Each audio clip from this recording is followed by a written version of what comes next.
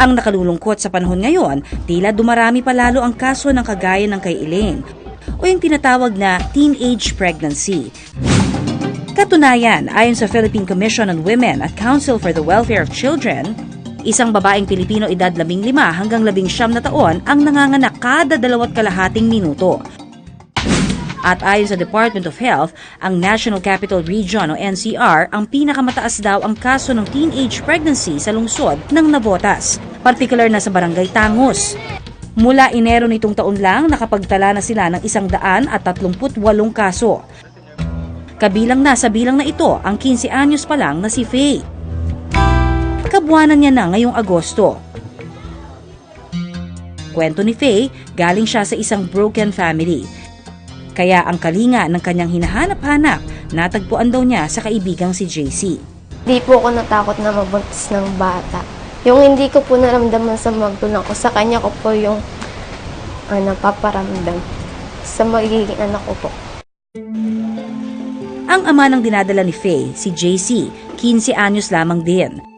Bagamat pawang mga menor de edad, nagpa siya ang dalawa na itaguyod ang kanilang magiging sanggol, kahit pa tiyak na mahirap daw ito para sa kanila.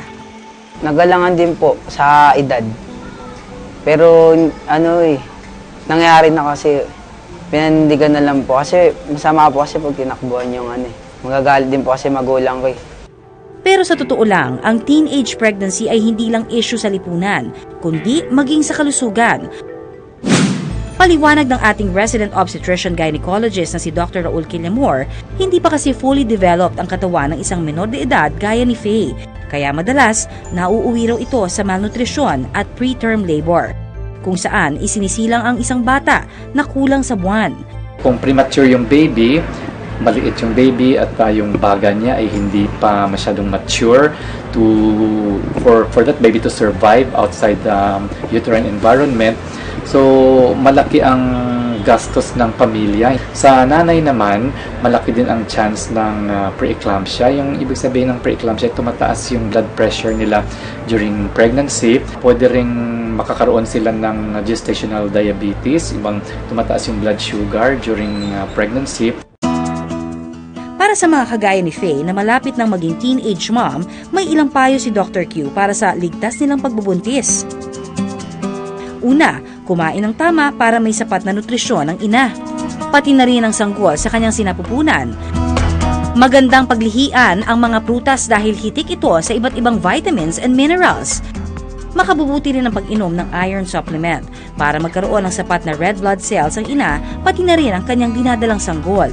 Dahil kung hindi, pareho silang pupwedeng magkaroon ng anemia. Para naman sa matibay na buto at ngipin ni baby, uminom ng fresh milk araw-araw.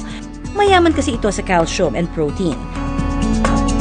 Makabubuti rin kung isasama sa dieta ang iba't ibang green leafy vegetables. Rich in folic acid kasi ang mga ito, na isa sa mga pinakamahalagang mineral na kailangan ng sanggol. Tumutulong ito sa proper development ng kanilang brain para makaiwas sa mga tinatawag na congenital defects. At dahil nga inirekomenda ng eksperto ang pagpapa-breastfeed, makabubuti rin daw ang pagkain ng malunggay.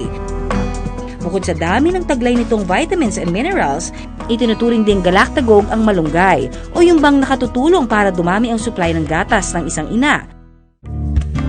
Pero ang pinakamahalaga raw syempre ang tamang edad ng pagbubuntis.